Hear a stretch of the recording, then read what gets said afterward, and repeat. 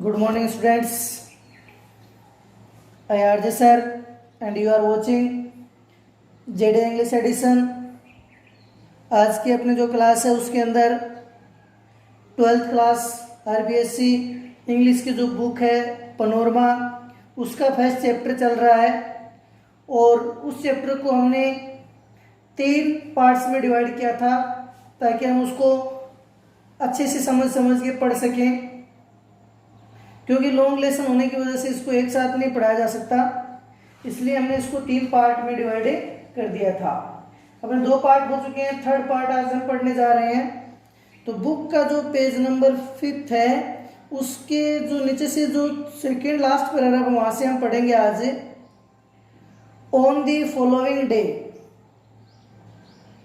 मिल गया आपको, on the following day meal गया होगा। फॉलोइंग का मतलब अगला दिन। On the following day the same old tiger wandered into the Maharaja's presence and stood as if in humble supplication। तो इसके अंदर कुछ वर्ड है, जैसे सप्लीकेशन है उसका अर्थ है सविनय निवेदन। सविनय निवेदन समझ में आई होगी बात आपको। हम्बल उसको हम्बल को साथ में ले सकते हैं अपन, ठीक है। हम्बल का अर्थ है विनम्र, एक ही बात है।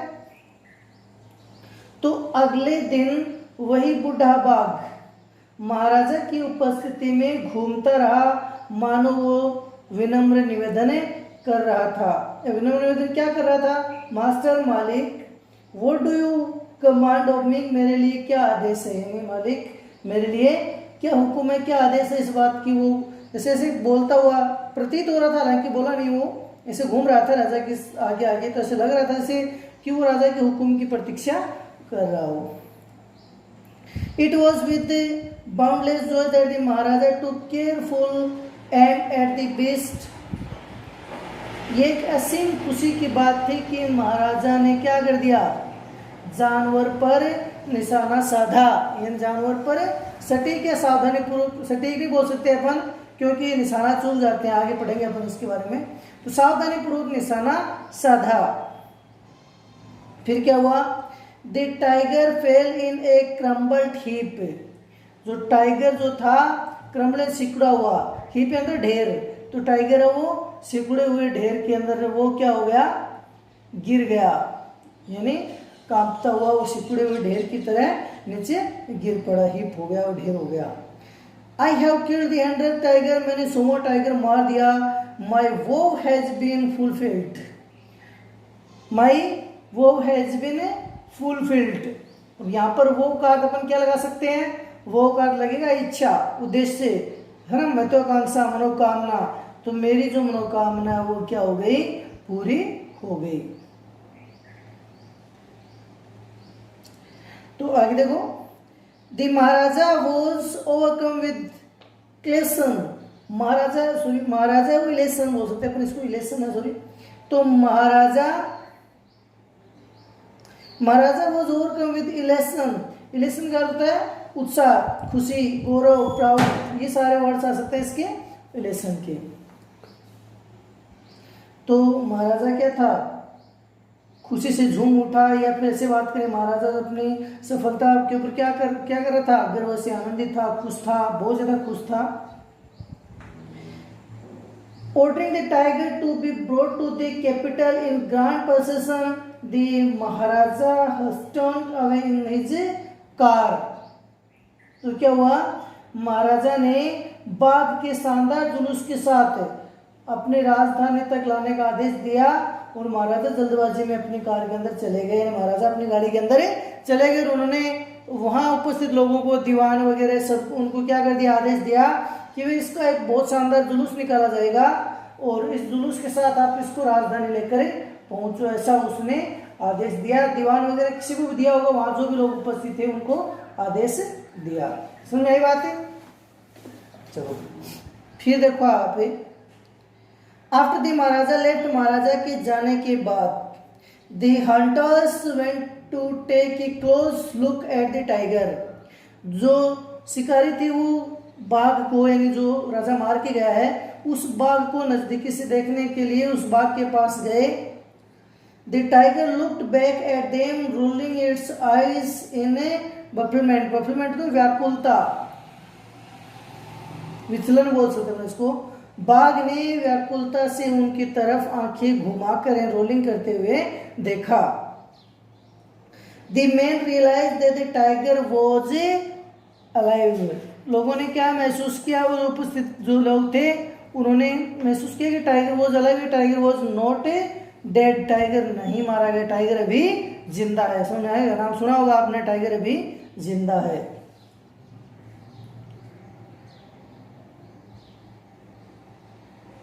And bullet had missed it. और बुलेट जो थी, गोली जो थी, वो अपना निशाना चूक गई थी, निशाने पे लगी नहीं थी गोली, टाइगर को लगी नहीं। तो क्या हुआ, it had fainted from the shock of the bullet whizzing past. धंधनाना, यानी जो गोली उसके पास से धंधनाती हुई एक आवाज के साथ उसके पास से निकली, तो उसकी सूट की आवाज मात्र से ही वो फेंट हो गया था। टाइगर क्या हो गया था, बेहोश हो गया था। फेंट का बेहोश होना। The hunters wondered what they should do। अब उनको चिंता हो रही थी, शिकारियों को हैरान थे कि अब उनको क्या करना चाहिए, इन्हें क्या किया जाए। तो उन्होंने क्या किया,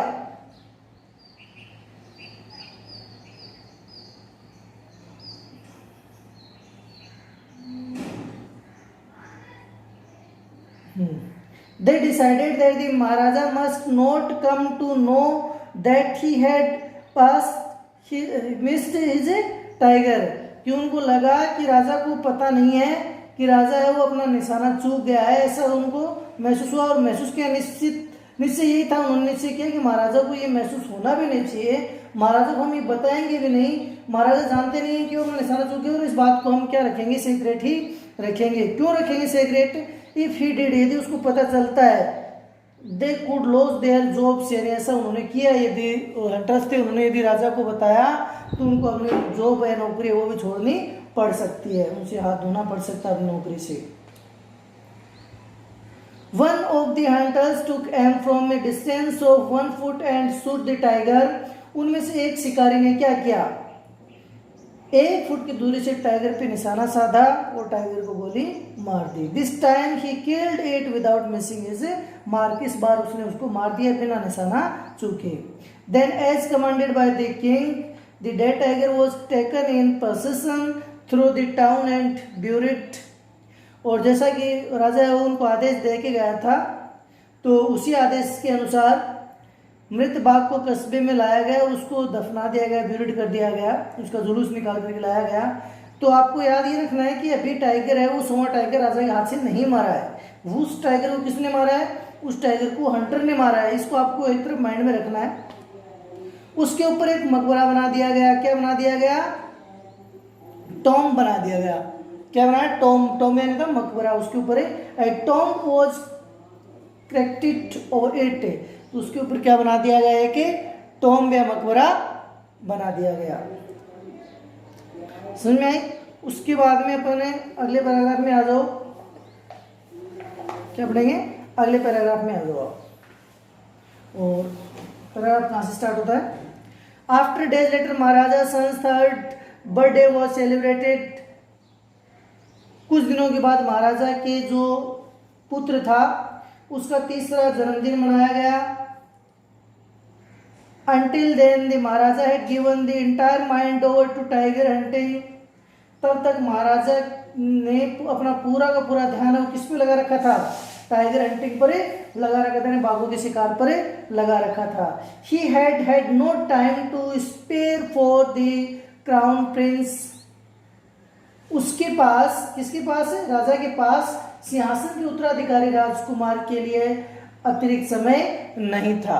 हेड 2 बार है, यहाँ देखो आप, कई बार ऐसा होता है कि हेड है वो 2 बार आ जाता है, हैज और हेड भी एक साथ कई बार आ जाता है। मतलब क्या होता है इसका, हेड जो एक तो हेल्पिंग वर्ब है और एक है मेन वर्ब, इसका अर्थ होता है पास में था, मतलब उसके पास टाइम नहीं था। सुनिए बात, तो फिर क्या हुआ, but now the king turn his attention to the child. लेकिन अब राजा ने क्या किया, अपने बच्चे पर ध्यान देना प्रारंभ कर दिया। He wish to give him some special gift on his birthday. राजा है वो अपने बेटे को, राजकुमार को, उसके बर्थडे पर एक बहुत स्पेशल गिफ्ट देना चाहता था।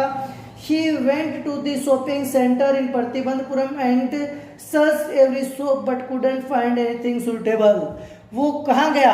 प्रतिबंधपुरम के मार्केट के अंदर गया। प्रतिबंधपुरम जो स्टेट था उनका, उसके मार्केट शॉपिंग सेंटर के अंदर गया और वहाँ पर उन्होंने हर एक दुकान पे सर्च किया कि उसके बेटे के लायक, उसके पुत्र राजकुमार के लायक कुछ सूटेबल गिफ्ट मिल जाए, बट ही कुडंट, उसको नहीं मिला, वो नहीं ढूंढ पाया। Finally he spotted A wooden tiger in A toy shop and decided it was the perfect gift. तो फिर क्या हुआ? अंत में उसने खिलौने की दुकान पर क्या देखा? लकड़ी का बना हुआ एक बाग देखा और निश्चय किया कि यही उपयुक्त उपहार है अपने बेटे के लिए, ऐसा उसने सोच लिया। The wooden tiger was cost only 2 annas and a quarter. Quarter का होता है हाफ पार्ट ऑफ हाफ, यानी 1/4 पार्ट हम बोल सकते हैं। तो उसकी जो कीमत थी उस खिलौने की, वो कीमत कितनी थी? केवल 2.25 आना थी। कितनी थी? 2.25 आना थी। 2 and 1/4 आना थी। फिर क्या हुआ? But the shopkeeper knew that if he quoted such a low price to the Maharaja, he would be punished under the rule of a emergency. So he said, Your Majesty, this is an extremely rare example of a craftsmanship. तो craftsmanship शिल्प कला, ठीक है, और rare यानी तो दुर्लभ, extremely यानी बहुत अधिक। तो ऐसा उस 2-3 वर्ड मीनिंग आए, मैंने बता दिया आपको इसके बारे में, ठीक है। तो क्या हुआ? उसके बाद में उसकी कीमत थी 2.25 आना, लेकिन दुकानदार जानता था कि यदि वह इतनी कम कीमत महाराजा को बताएगा तो वह राजकोषीय कानून के अनुसार दंडित किया जाएगा। किसके अनुसार? राजकोषीय जो कानून था, emergency law of emergency, rule of emergency था, उसके अकॉर्डिंग उसको क्या किया जाएगा? दंडित किया जाएगा। इसलिए उसने क्या कहा? ही सेड, उसने कहा, your majesty, that is extremely rare example of a craftsmanship. इसका जो ये जो है वो ये खिलौना जो लकड़ी का बना हुआ था वो किसका था? वो एक वास्तु जो कला थी, शिल्प जो कला थी, उस कला का दुर्लभ उदाहरण है, ऐसा उसने कहा। तो महाराजा, ये शिल्प कला का एक अद्भुत नमूना है, उदाहरण है। इसका जो रेट है वो भी वो बढ़ा के बताएगा। बार्गेन एट 300 रुपीज, इसकी कीमत जो है सौदे के रूप में बेचने के लिए हम इसकी कीमत रखी हुई है, वो है 300 रुपये। कितने रुपए? 300 रुपये। अब आप अनुमान लगा सकते हो 2.25 आने से 300 रुपये तक बढ़ा दिया, तो आप जानते होंगे कि कितना बढ़ाया होगा। फर्स्ट ऑफ ऑल आपको ये जानना चाहिए कि 1 रुपये के अंदर कितने आने होते हैं, तो उसके अंदर 16 आनाज होते हैं, समझ में आई बात है। तो 2.25 आना का एक था, उसको बढ़ा करके कितना बता दिया गया? 300 रुपीज बता दिया गया। तो राजा ने क्या कहा होगा? वेरी गुड, बहुत अच्छा। Let this be your offering to the crown prince on the birthday said the king and took it away with him. तो राजा ने उस दुकानदार से कहा कि ये तुम अपनी तरफ से, तुम्हारी तरफ से सिंहासन के उत्तराधिकारी राजकुमार को उसके जन्मदिन पर गिफ्ट दे दिया जाएगा, यानी ये आपको दे दिया जाएगा। तो फिर क्या हुआ? सेड द किंग एंड टुक, और ऐसा कहकर के राजा है वो अपने साथ उसको गिफ्ट को लेकर चला गया।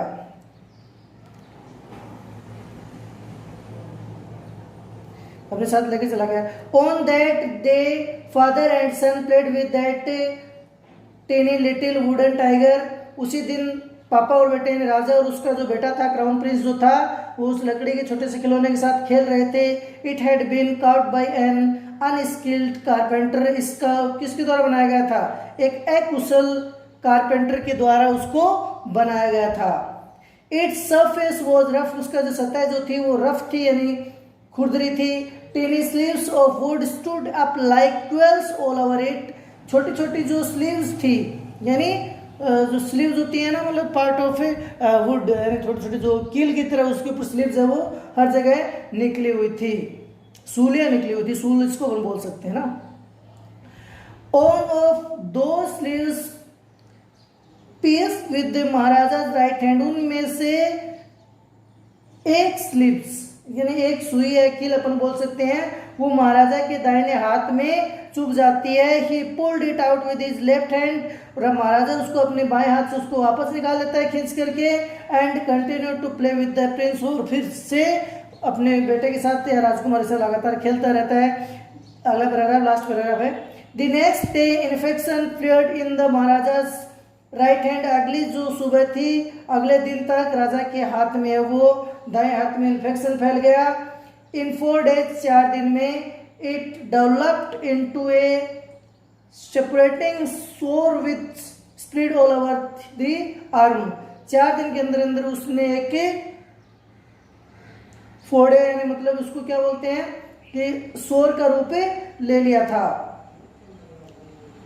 सूर का रूप ले लेता है, बहुत बड़े फोड़े का, नासूर जिसको अपन बोलते हैं, नासूर का रूप ले लिया था और उसकी पूरी बाहों में फैल गया था। 3 famous surgeons were brought in from Madras, Madras से 3 प्रसिद्ध सर्जन बुलाए गए, शल्य चिकित्सक बुलाए गए। After holding a consultation they decided to operate, आपस में बातचीत करने के बाद उन सर्जन्स ने राजा को ऑपरेट करने का निश्चय किया।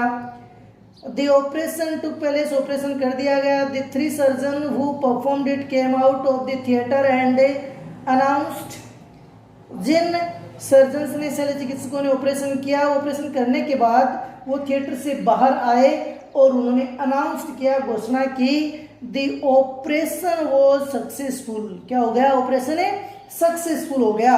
The महाराजा इज डेड, महाराजा मर गए। ऐसा क्यों कहा कि operation successful, maharaja was dead, महाराजा मर गए, तो उनका ऑपरेशन सक्सेस कैसे हुआ? मतलब ऑपरेशन सक्सेस ये हुआ कि जो ऑपरेशन स्टार्टिंग से चल रहा था कि राजा की डेथ बाय टाइगर्स होनी थी, वो हो गई। In this manner the 100th tiger took its final revenge upon the tiger, इस प्रकार 100वें टाइगर ने राजा के ऊपर अपना बदला ले लिया, प्रतिशोध ले लिया था। ठीक है, तो मतलब आपको जो क्वेश्चंस हैं इंपॉर्टेंट वो 2-4 देख लो, आप सिर्फ क्वेश्चन लिखने हैं, बाकी कोई बात नहीं है। एक तो जो ये नहीं कि आपको 100वां टाइगर है वो किस प्रकार मिला और कैसे मारा गया, ये क्वेश्चन इंपॉर्टेंट है। ठीक है, तो वो क्वेश्चन आपको देखना है। एक क्वेश्चन देखना आपको कि प्रेडिक्शन जो थी एस्ट्रोलॉजर की वो किस प्रकार से सही हुई और हुई या नहीं हुई, उसके बारे में आपको लिखना है। और how was the 100th tiger found and killed, ये बता दिया मैंने। एक प्रतिबंधपुरम की रम्मर राइफ क्या थी, व्हाट वाज द रम्मर राइफ इन प्रतिबंधपुरम, ये 3 क्वेश्चन आपको करने हैं। ठीक है, थैंक यू।